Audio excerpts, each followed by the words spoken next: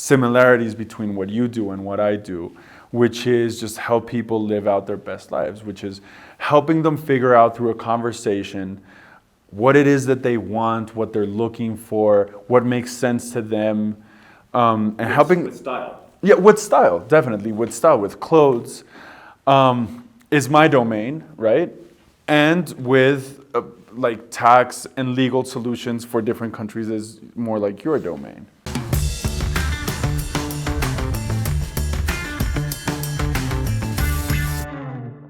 I'm Andrew Henderson. This is Nomad Capitalist, and I'm joined today by one of the great tailors of the world, Simon Martelo, here in Bogota. It's been a lot of years. It's been many years, yeah, since the first coat. And so I wanted to have a video where we talk to Simon about opportunities for nomad capitalists, people who are living in different homes, people who are traveling around the world, to be able to create a wardrobe that works for them. Because one of the things that is frustrating, whether you're dragging a suitcase or whether you have a base somewhere, is how do you make sure that you have the right wardrobe? And we've been talking about that for my own situation. Exactly. That maybe you live in Kuala Lumpur and it's hot and you don't really need the heavy suit, but maybe you're going to Japan in the winter for a month and you find yourself. What have you been thinking about that? First of all, tell us about your background, because you know more probably about tailoring and men's fashion than almost anyone. But what's your background in this? Well, I was always interested in clothes since I was very young. I was just very, very interested in clothes, and I grew up in a very sort of creative household. My dad was in advertising, my mom was in fashion. So that always caught my eye, and then at a certain point it just clicked for me. Like, I wanted to be a tailor, I wanted to have a tailor shop, I wanted to be involved in menswear. And I went to Paris and Milan. I studied there for a while. I studied actually fashion business, not tailoring per se, but that's where the love affair with menswear really grew. Being in Milan, people are very elegant, suits are just gorgeous. And when I got back, I just decided I wanted to have a tailor shop. Started with that, and it just wasn't enough for me. And at a certain point after, I think it was 2 or 3 years, I decided I wanted to be a tailor myself. Not only own a tailor shop, but be a tailor myself. Got myself an apprenticeship with a master cutter, and have been doing that ever since. You grew up in Bogota? I grew up in Bogota, yeah. Is Bogota a good place to run a business? Because a lot of people wouldn't think of Bogota as a tailoring capital, but yet people are very elegant here. Is it a good place? Definitely, yes. One, it's very big. Two, it's the political and business capital of the country, right? And the weather. The weather is fantastic for being elegant. So historically, Bogota is a very elegant place. Like, when you look at magazines, political magazines like Revista Semana, or if you look at social magazines like Jet Set that are like 20, 30 years old, you see that everybody was very, very sharp. Of course, it's been lost a little bit, but I would say it still remains the most elegant city in the region, I would say. I think what's interesting to me is, as someone who's spent a lot of time in Southeast Asia, for example, I like Bogota. People say, why Bogota? It's the eternal fall. It's always a little bit chilly. I mean, for me, from a sartorial perspective, it's very nice to have that place where you can dress up. I think sometimes you feel a lack of creativity, and I think that almost affects productivity and could affect different things for different people. But when you're in that tropical climate and it's always polo shirts and shorts and just kind of lightweight, I think that Bogota, or a place like this, gives you a lot more of a canvas. Of course, that is fantastic, because really it is the place where you have the broadest range of what you can actually wear during the day, since weather is not that much of a variable. What are you thinking of when you're thinking about what I'm going to wear? If you're going to be in London during the winter thinking about what you're going to wear, weather is a big variable. If you're in Miami during the summer, weather is a big variable. When you're in Bogota, it's right down the middle, and you can really wear almost whatever. Right, so there's no extremes here. There's no extremes. You wake up and the coldest it gets is 4 degrees, right? When it's like 4 a.m. or something like that, it's 4 degrees up in the mountains or something like that. And then if it's a really warm day, it gets to 24, 28, 26, and that's it. You want That's a a layer range. here. This is a place for Yeah, layer. definitely. You want a layer here, definitely. Because it changes during the day. It's weather by Russian roulette. It can really be whatever. So you make all sorts of men's. It's for men. You make men's. Yeah, only men's. I've asked, can you make things for women? You don't make things for women. No. But you've really studied men, and so you know all the fabrics, and you know all the materials. The challenge that I've had, and I'll just let people, peer in on this. The challenge is you have the bases around the world. Uh-huh. One thing that I've said is, my goal is to travel with a laptop bag, and to have everything in each place that it's ready to go, from computer chargers to clothes. Right? Yeah. So you have a closet. And so the challenge has been figuring out, what to put somewhere. Sometimes it's just a matter of, that's a nice sweater, get 3 of them and I'll put it there, and there. Mm-hmm. And there's logistical issues there. But the challenge is, how do you make sure you're prepared as a global citizen for having a wardrobe that if you need to go somewhere in a dime, if I'm in, Istanbul, but I need to go to Dubai, it's going to be warm. From a perspective of, I'm trying to build my wardrobe and not be dragging a suitcase all the time. What do you do? So what I think is that there are some generalities and some specifics. Let's talk about both. So generally what you're looking for is a lot of versatility in what you're getting, right? So versatility means different things. Versatility means classic colors for men's, right? So if you have something that's pink, it's just going to be much more difficult to pair up with different things than if you have something that's blue or gray. So one thing is those colors will help you out a lot. And the other thing is versatility in cloth, right? So if you have something that is a heavy flannel, that is a winter only fabric. If you have something that is a, let's say, super 180s in an open weave, that is a summer only fabric. Then if you're buying 320 grams with an open weave, 100% wool, those are a little bit technical, but if you're buying stuff that's very versatile, you're going to be able to switch it from city to city very easily. So that's one thing. And a tailor can really help you out with that because he knows cloth. So if you tell him, I need something that has a lot of versatility, he'll know what to look for and how to advise for that. And then in particular, what I think is important is when you have the things that you know you're going to leave in a determined city, right? You can leave what is great for that city only, and then you can travel with all your more versatile pieces. I think that makes a lot of sense. So we talked, I got the impression that, let's say at Kuala Lumpur or nearby perhaps Panama, warmer, or Cali here in Colombia, warmer. Very warm, yeah.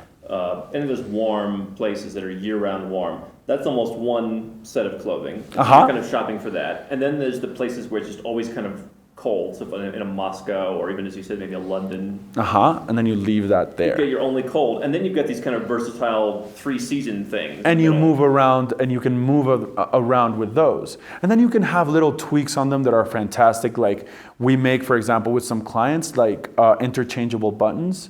So if you have a navy blazer, you can change from brown buttons to gold buttons immediately. And then you just have 2 jackets in one jacket. Like a NATO strap on a watch. Yeah, something like that. Yeah. Exactly. So if I'm looking at places like Bogota or Istanbul, Tbilisi, any place where it's not the same weather year round. Am I trying to go for that 3-season look and figuring out, is it more of a winter, more of a summer? Because in Kuala Lumpur, you're never really going to have the winter. Yeah, you're not going to need the overcoat, for example. Right, you don't do that. Exactly. That overcoat is a place that, if you have an overcoat, you'll just leave it exactly where you need it, and that's about it. Would you just take it with you all the time? Oh, no, that's too much. It becomes a first world problem almost. It's like, I don't want to take the coat. It becomes a little thinking, no? Of course. Well, the thing, that then you master what you said, layering. Then you start to master layering. And then you leave your overcoat, but you know that if you have an emergency, let's say, as you said, you're in Istanbul and then you have to fly out to Japan where it's going to be winter and your coat is in London or something like that, then you master layering, right? Which is, again, very, very useful, right? You wear a scarf, you wear some knitwear, which you will have with you all the time because that's very versatile. And then your jacket on top, and that should be pretty good. So if I'm starting at the beginning, someone in my position, where do you start with the wardrobe? You want more neutral colors? Well, again, there's some general stuff and some particular stuff. So the particular stuff, there's a lot of resources, and I think that it would be interesting if we could just share some links. Then I can give you some resources so people can read about different fabrics and that sort of thing. But the place to start, the particular place to start, is who are you? What do you really need? What are you trying to get done? And what is the role that clothing plays in your life right now, right? And is it the ideal one for what you're trying to do? That really is the question, is like just stopping for a moment and thinking, okay, so like what's in my closet? My closet. When I wake up in the morning and I'm going to put on an outfit, what excites me? What bores me, right? When do I feel comfortable? When do I feel like myself? That is a very particular thing. When do I wear something and not only do I look good or not look good, but do I feel like myself? Like, yeah, this is me. This is who I am. Do you think that as men, I mean, I feel like sometimes it's easy, especially if you're changing venues, you get stuck in a rut where it's just every day pick a sweater, or sometimes you're in a tropical climate, every day pick a polo shirt. And for me, I'm very much particular, as in like whatever I'm having in my closet in one place, I just want it to be the same. Yeah. Like don't get 10 of one kind of polo shirt and then bring me a different. I don't want it. I've opened up now to where I could have different. So here I got these lovely polo shirts with like the nice, the big horses on them and the little teddy bears. Yeah. I wouldn't have that anywhere else. But okay, that can speak to more Bogota, Americana, equestrian culture. Somewhere else I might have something else. Mm-hmm. But anyway, to get back to my question, the question is, do we get into a rut? How do you avoid that? Well, maybe that's another thing, is maybe not. Maybe don't try and avoid it. Sometimes you get in a rut and just let it be, because really like thinking about clothing is not what you need to be doing at that particular moment. It's the Obama principle of don't make too many decisions. I'll say, it's like, this is the way I'm dressed right now is the way I like to dress the most, right? I love tweed, so I like wearing tweed, and denim is my thing. Like sneakers, tweed and denim is like the thing that I love the most. Sometimes when I need to dress up, I go like suit. Of course, Mondays and Tuesdays, I like to wear suits, for example. Tuesdays is when I see most of my clients, so I like to wear a suit by then. But then sometimes I'm just really not in a mood for anything in life, and I just like wear some jeans and a t-shirt, and that's that. And I let myself be that way for a while.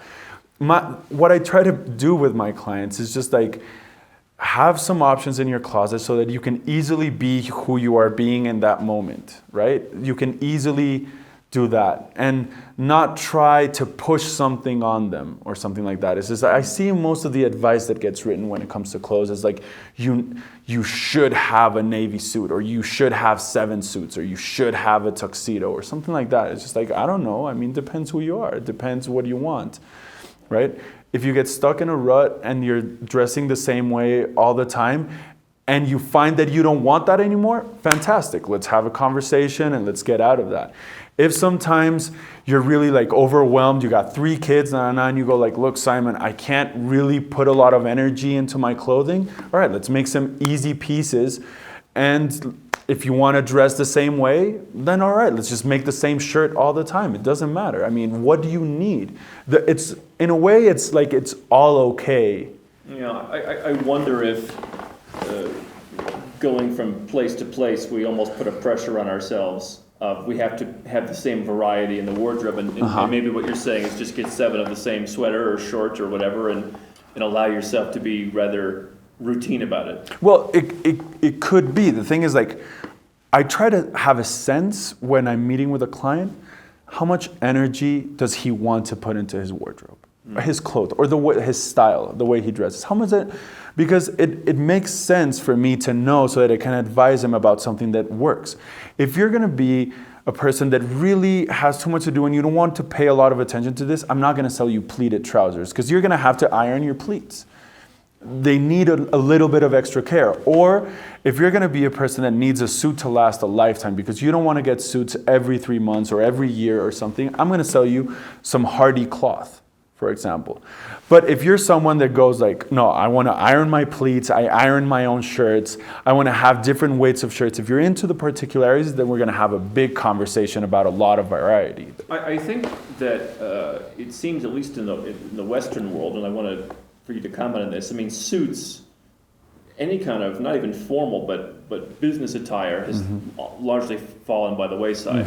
I don't know if that's the case everywhere else in the world. I don't know if that's the case here. Is it the case here? Yeah, definitely. I mean, so Less than it used to be. It's definitely not what it used to be. It's never going to be like it was in the 50s, of course. It's not the uniform for men anymore. And I think that's great, right? I mean, so there's people who still have to use it, of course. There's some jobs that still require you to wear a suit. And there's people who like to use it. There's the people that still want to use that because that's how they identify. Isn't that the ultimate freedom to say, I just want to wear a suit? Yeah, I mean, definitely. It's a different thing now where you can say, I just like to wear this, and therefore there's a certain... Definitely. It's interesting. It's very interesting, and it's very interesting from my perspective because it begs the question, what is the role of a tailor shop in the 21st century? What is my role now?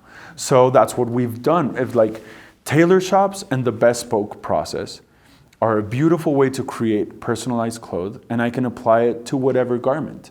I can make different types of jackets and that's tailoring is opening up to different sorts of garments because the process is really what matters, which is having a conversation with the client and creating something that's uniquely for him. So you make suits, you make trousers, shorts, and then of course we make tweed blazers, which I love, and we can make outerwear. We can make four pocket jackets. We can make safari jackets. We can make different types of shirts. We can make shirt jackets. We can make coats. We can make, as we said yesterday, we can make body coats, which are a little bit tighter. We can make overcoats, which go over everything. I can even make flannel sweatpants. So like if somebody wants, a tailor shop is not a place anymore where you go to buy a suit, but if you want beautifully made, individualized pieces, if you want that, that's where you go. I think the challenge, especially if you're traveling, I mean, I know people, maybe more women than men, but men too, who live in Asia, for example, they say, I just can't fit into these clothes. They don't have my size. Yeah. Right? My body type is different. Long arms are a thing. Arms or whatever, right? And even for me, I've had the hardest time in some places finding just a classic pair of navy shorts. So I just came to you and I said, I just want to make some shorts. And when I brought you some of the pants that I had even tailored, you're saying, oh, you should take a little bit off the side, take a little bit off here. Most people don't really know what a proper fit is. So even if it's not a suit, even if it's just shorts, most people, if they can even find a pair of shorts, it's just not going to fit them. And then you add in the different geography, it becomes very difficult. Yes, and the particularities of each body, which like my thing was like very long arms. Yeah. So anything that anything off the rack that fits me at my neck and shoulders will never fit me in my arms. I've never had a shirt for a dozen years. I've never bought a shirt off the rack. Yeah, so like that's fantastic advantage of Bespoke, which is I make an individual paper pattern of you. I mean, your paper pattern is right there on that table, which says Andrew Henderson, and it has all your particularities, the angles of your shoulders and everything so that it fits correctly. Now, there are some resources, and again, we could link to that, where you can read about what is good fit, right? So having a general idea of that is fantastic, especially because unfortunately when we walk into stores today, the staff is not the best at advising what really looks good or flatters you or how fit should sort of be. Too likely just to say, yeah, it's good, especially again in a different culture. I mean, if you go to many different cultures, it's not their role to tell you, Definitely, and sizing is very different in every country. Again, like what fits me in the same brand, what fits me in America doesn't necessarily fit me in Asia. They cut differently for each country. So, like for example, there's this brand called Barber, and like some people love to, on purpose, buy the Asian Barbers because they fit a little bit more snug than the British ones. So it's now like a little bit of a thing. Yeah, I think fitting, no matter what you wear, even if it's shorts, even if it's a jacket, I mean, just fitting well is something that it's pretty difficult when you're doing this. Yes, it's pretty difficult because it's not something we're taught like by our parents or something like that when we're growing up. So we got to sort of find out for ourselves, and I think it's good common knowledge, like knowing how to make fried eggs or something like that. So going back to materials, let's say I'm looking for something, but I'm working on the classic wardrobe. A guy in my mid-30s. To me, once you're in your mid-30s, you just cemented. Just wear to wear the same thing for the next 62 years, however many years. The issue then says, well, okay, maybe I'm going to put something in a closet, and I'm not going to be there very much, a month, a year. But I can wear it for the next 10 years or 20 years, so it's worthwhile. How do you use that to your advantage? What kind of materials would you be looking at? Definitely. Also, when it comes to cloth, weight per meter, so they're usually measured in weight per meter, is a very important factor. So unless you're in a place that's very warm, you want to go for like the hardier stuff, right? Which is particular that you don't get a lot of when you go into stores and brands. They use usually the silkier sort of fabrics. They've become more popular, but they last less.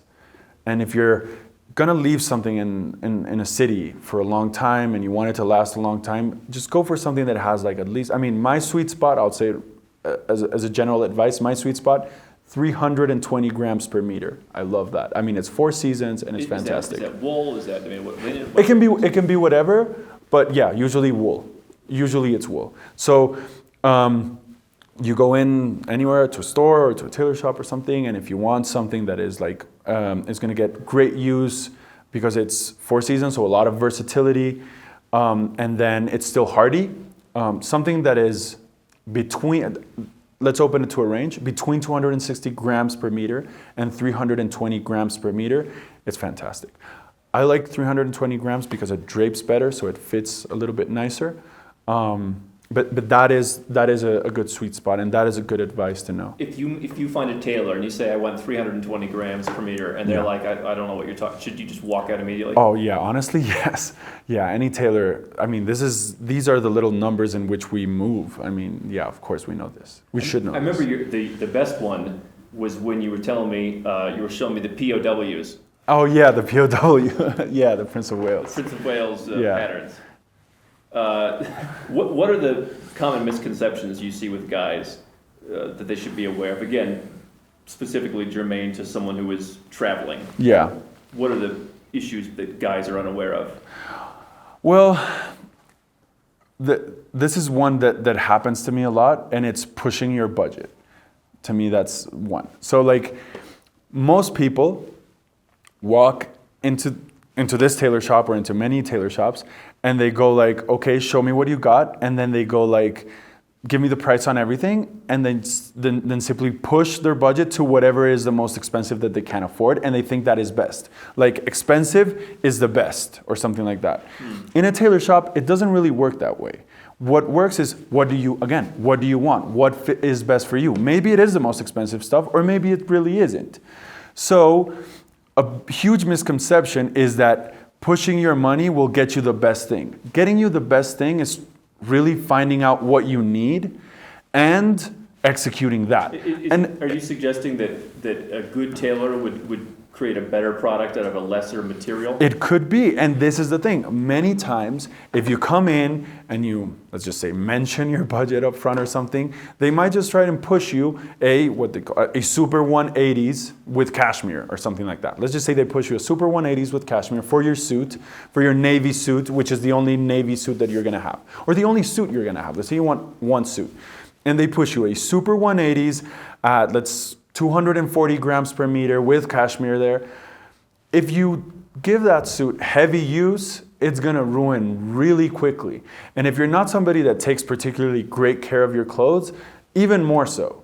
So if that tailor didn't ask you, what are you gonna use this for? Even if you were willing to buy that super high-end suit, he's not giving you great advice. He should be advising you to buy something that is less luxurious and hardier. Do you think cashmere is overrated? No, I love cashmere. Yeah. Fantastic. I mean, yeah, the cashmere is not overrated. Like for a sweater, I almost can't. Oh, for a suit, no. Yeah, for a suit, yes, because of the trousers. It's going to wear out pretty quickly in the trousers. So if you're going to have some cashmere in your suit, that it's going to give it, of course, some softness, make sure it's like, I don't know, no more than 10%. The cloth reference should say how much cashmere it has. No more than 10% should work really nice. But yeah, the trousers are gonna wear out pretty clear. Is that why Hermes only puts 6% cashmere's in their blankets? I'm not sure, but maybe yes. Probably more of a cost cutting. Maybe. But yeah, anytime you add cashmere, you're adding softness and warmth. Cashmere is a very warm, creates a lot of warmth because it retains a lot of heat. So that's why for an overcoat, 100% cashmere, I mean, it's the way to go. It's fantastic then. And what other misconceptions regarding fit? Other misconceptions? Well, regarding fit, there's one which is, okay, so this is the thing, is like, it happens sometimes. So of course, when you're standing up straight in your natural posture, your suit should look very clean, right? But after that, when you're moving, all sorts of wrinkles are gonna start to happen and stuff. It's a little bit weird sometimes that clients go like, Simon, but it wrinkles when I lift my arm. I go like, well, yeah, of course, it's not a metal armor. I mean, all sorts of things happen. So regarding fit, it's important to know that while, of course, there are some things that indicate that the suit was cut wrong, there are some wrinkles that are just natural to suits, and especially if you're working with lighter fabrics. Lighter fabrics don't drape as well and sometimes can wrinkle in different parts. But you gotta have like a little bit of a sense if your tailor is trying to excuse himself by saying this is a natural wrinkle, or if he's being genuine and earnest and being like, yeah, no, okay, we need to fix this or not. People say, they complain about linen because linen wrinkles so easily. But I imagine people are living in tropical places, and obviously a lot of people who are coming to a nomad capitalist lifestyle, they like the idea of warmth. Linen could work well for them, I suppose. Are you a fan of linen? I am a big fan of linen. Yeah. And anyone who is a fan of linen is a fan of wrinkles, because that's what it is. It's casual, it's wrinkly, it's cool, it's part of the look. I've had some people that go like, yeah, I want linen, but I don't like wrinkles. It's like, then you don't want linen, buddy. I mean, yeah, because again, the same with cotton. Cotton tends to wrinkle a lot. Now, there are today, Loro Piana, for example, make some little mixes where they put some linen, some wool, and some silk. So out of the silk, you get some sheen. Out of the wool, you get no wrinkles or very little wrinkles. And out of the linen, you get the coolness. So that is a new development that is nice for people who want some linen and want something tropical, but don't want it to wrinkle as much as linen. And then there's Irish linen, which we're making a whole bunch of stuff for you. In Irish linen, which is the absolute best because it's just so sharp. It's a little bit, it's heavy, yet it's cool because it breathes. That's very nice. One of the things that I see as I travel around and I look at different tailors, you have brands like Zegna, which you said started as a cloth brand. Yeah. They decided to create this brand, but it seems like it's kind of lost its way now. Yeah. But you see as you go around, a lot of tailors around the world will sell you, hey, we buy Zegna cloth, we can make you that Zegna suit. Is that a misconception that a Zegna cloth is superior? No, it's very good. It is good. Definitely. Would you seek that out? Yes, I would seek that out. Yeah. Definitely. Something like a Zegna is very nice. They're a fantastic factory and they create great cloth. The best cloth still comes from Italy and England. I mean, that's where they make the best. They import the raw materials because there's no raw materials in any of those countries. So they import the wool, the linen, the cashmere, the vicuna, the whatever, and they weave it there. And most of the factories there are absolutely fantastic. They know how to make cloth, how to innovate in color, how to design, and how to finish. As someone who is relatively contrarian, I've got the custom ordered furniture from Italy, and I never really see a great difference. Perhaps I'm just not a furniture connoisseur. I think you've changed my mind over the years to the idea of Italian fabrics. I mean, there's really nowhere else that you're going to go for a good fabric. That's maybe the one area where Italian, in my mind, is not oversold. There's not much ballyhooed. No, definitely not. I think that there's a lot of tangible value there. I mean, some of it is just like smoke and mirrors when it comes to like, yeah, made in Italy and stuff like that, but definitely not this. I mean, they really are the best. And when I compare books of what they bring me to what is made in Peru and Mexico, which is not bad. And sometimes, I mean, Colombia used to have fantastic cloth, but there are some stuff in which Italian creativity and Italian know-how and years of doing it make it really the best. I mean, Maybe China will catch on quickly or something, but I've yet to see any Chinese cloth that can compare to anything made by the British or by the great Italian mills. Other misconceptions. Oh yeah, this is a good thing to know, and it's when it comes to most of clothes, but of course tailoring, it's a balance between comfort and silhouette, or comfort and fit. We can call it either way. So that's where you're playing. Do you want it a little bit more comfortable? Okay, then maybe or most likely you're going to lose a little bit of your silhouette. I'll always go a little bit less comfortable, I say. Yeah, always a little less. A little bit more aesthetic. So, well, it depends. It depends exactly on what you want. Definitely not, like, for example, on a travel blazer. For example, on a travel blazer, you want it to be really as comfortable as you want.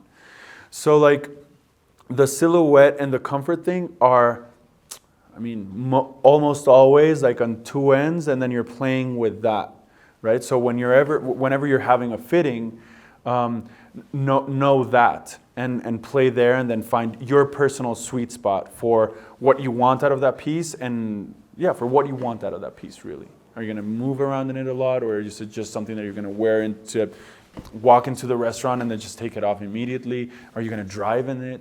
So it depends.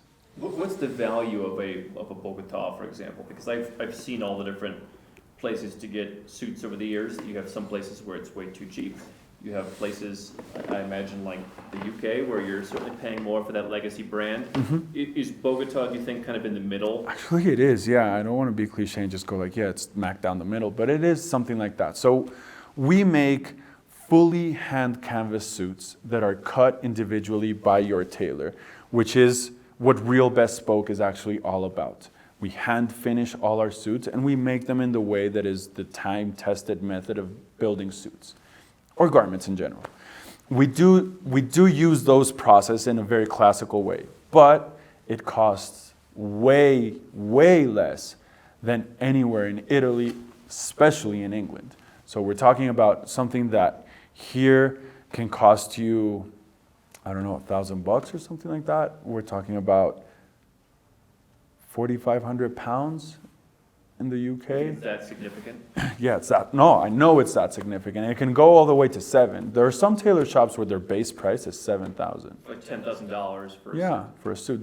That's the cheapest you can get. Let's just say you want to buy a suit.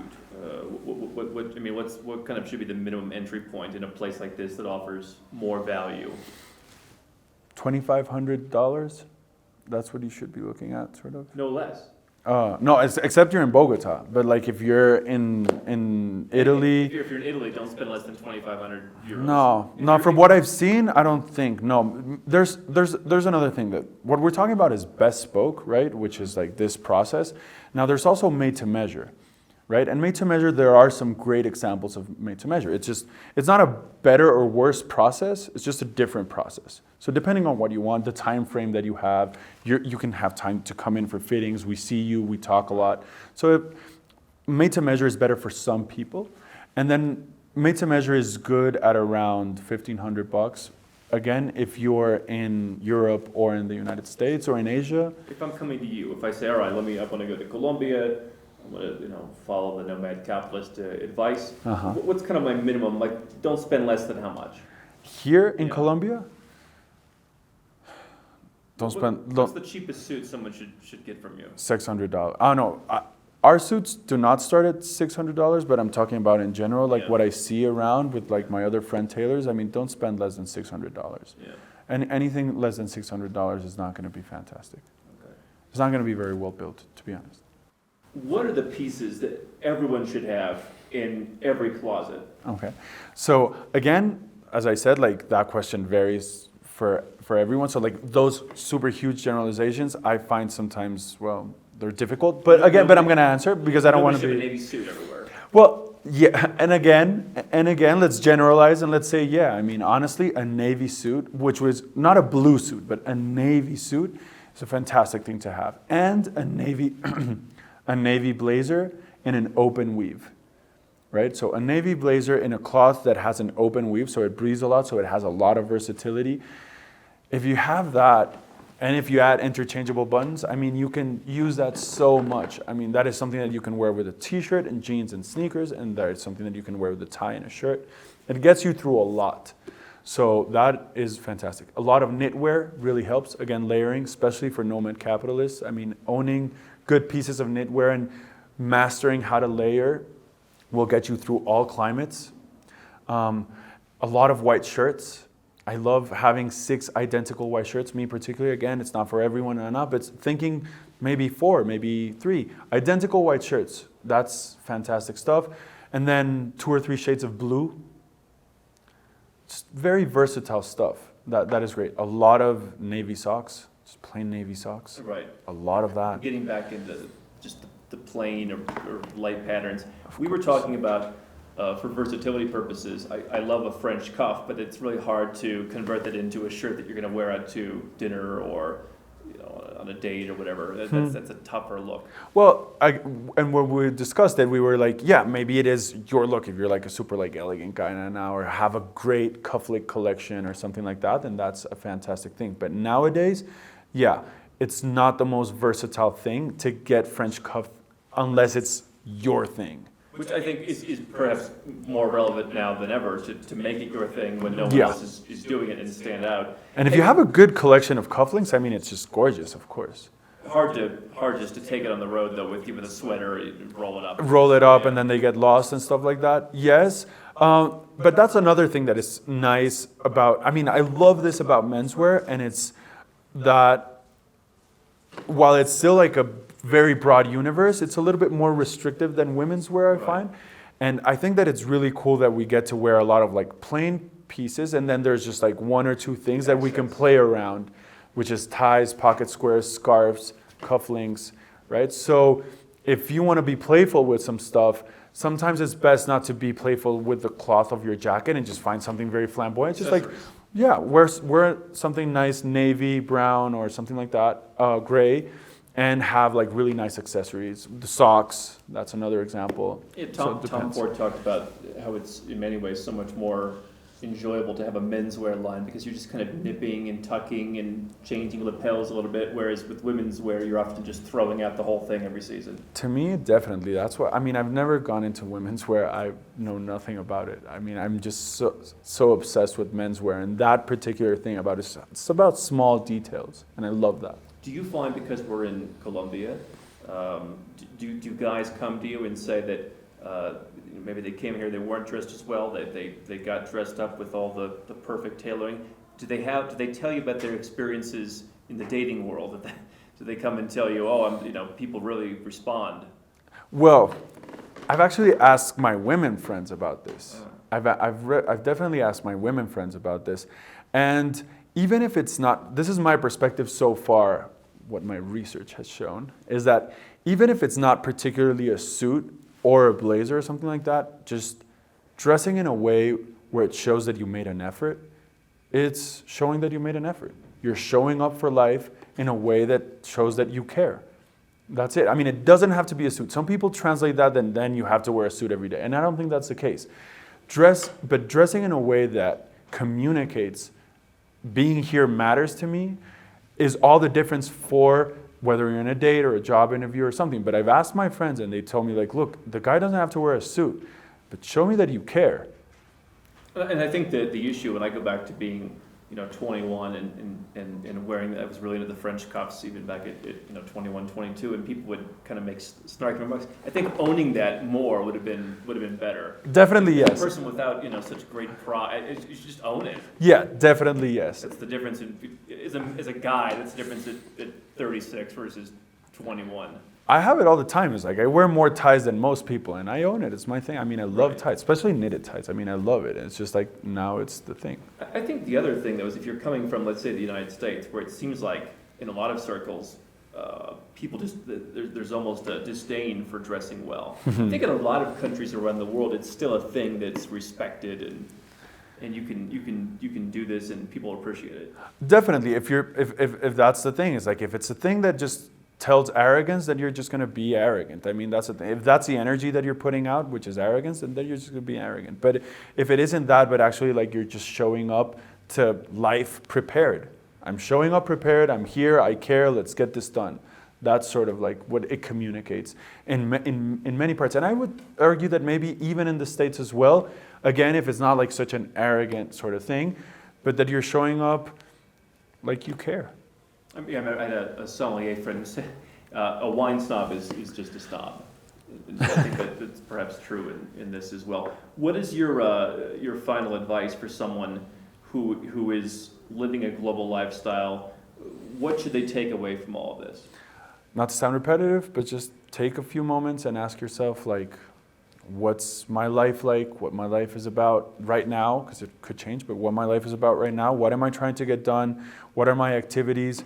Look at your wardrobe and go like, okay, does this configuration best serve my life? Does this configuration best serve me? And then try to find solutions around that. I think what I've often felt the beauty of this lifestyle is that you can have more flexibility, in that if you live, where I lived in the United States for many years, if you don't have a car, you're almost like the lowest form of life.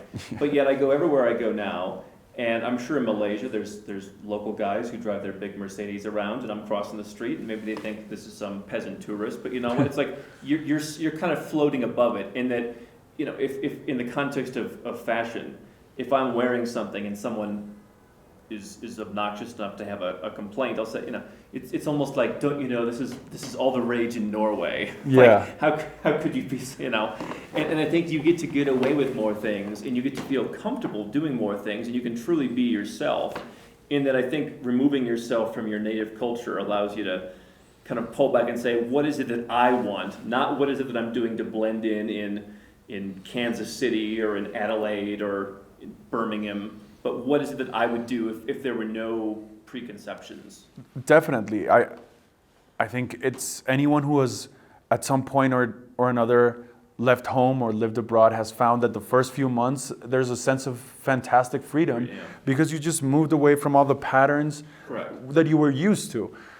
Again, those patterns have a way of finding you wherever you go, so it's a little bit funny that way, but still, it's like when you're there, those expectations that other people had of you, or you had of yourselves, or whatever, then maybe forever, or maybe just for a little bit of a while, sort of like move away, and you can find a more authentic way to be and to dress. I think you can get away with different things. I mean, for me here in Bogota, just from an interior design standpoint, I said, it's South America, it's a bit more central perhaps. I'm just going to take more risks with the design. I think you can do the same with your fashion, where if you're in different places, you can say, here I'm going to experiment with more color perhaps. Yes. But I'm going to be more buttoned down somewhere else. Definitely. I look forward to that part of the, like, I like to have different fragrances for each city to say, this is Bogota. Like, what does Bogota smell like to me? Same with the clothing. I think that's fantastic, and that is an opportunity that only like people that live that sort of lifestyle get to do, and it's explore different facets of their authenticity. I'm not the same person in Bogota that I am in London, in the way I dress, in the way, and maybe even in the way I behave in some ways. And I think that's really cool. Is it a bad idea to do like all these new startups, they do like the measurement, you can do it on Skype. Is that something that you do? No, that's not something that we do. You gotta come here. Yeah, we're starting a trunk show program in New York this year, and that's something that we're going to do. But it still remains something that is in person, and I think it's because it's the greatest thing about it. I mean, that I can. It's enjoyable. Definitely, and it allows for a lot of depth. I can really see who you are, and I can give you the best advice that I can truly give you. It doesn't mean that this level is what everyone else needs. Maybe not what you can have because of your time or because of your budget or whatever. And there are other great solutions. So I wouldn't diss on other solutions. I wouldn't diss on them necessarily. Whatever you can afford and whatever works for you is going to be good. How long should you allocate to make some stuff? To come here? Well, consultation, an hour. Initial consultation, at least an hour. Make the whole thing is for 8 weeks. Up to 8 weeks. Up to 8 weeks, and then we accommodate if somebody writes us an email previously, like, hey, I'm going to be there, these are my dates. Sometimes I've set aside my production for an entire week just for an individual. So during that week, I'm only producing for him, and we do the whole process in a single week. It depends. And you could do it as I've done and say, I want one of the fabrics, and so just rush it in. Rush it in, yeah, exactly. We did that for you, which is we rushed in some stuff from Italy. And that makes it a little faster. So there's ways to speed it up a little bit. Yeah, there are ways to speed it up. All right, we will put the contact information for people who want to get a suit, a body coat. Body coat, yeah. We don't know if we should call it a body coat or not. Yeah. It's all worked up. But, a pea coat. Pea coat, yeah, we did do a pea coat. Trench coat. Well, we're looking into that. We haven't done any yet, but we're looking into a trench coat. A car coat. Car coats, safari jackets, Lots of different 4-pocket jackets. If you need a coat Yeah. or a shirt or whatever, we'll put the link in the description so you can get in touch and get your own look. Simon, always a pleasure. Always a pleasure. How can Nomad Capitalist help you? 4 ways. Number 1, subscribe to our channel and click the notification bell to make sure you get our new video every day. Number 2, get a copy of Nomad Capitalist, the book. You'll learn a lot of my personal experiences over a dozen years of studying this stuff, as well as exactly some of the strategies that you can use to build your Nomad Capitalist plan. Number 3, if you're not sure where to start, but you want to come and learn from my team and I, you want to come and mingle with like-minded people, learn more about our live conference, Nomad Capitalist Live. It's coming up soon. And number 4, if you want some help right now because you've got a burning issue, you need something solved, you want to lower your taxes, get a second passport, or build the Nomad Capitalist lifestyle of your dreams, go to nomadcapitalist.com and click on Become a Client.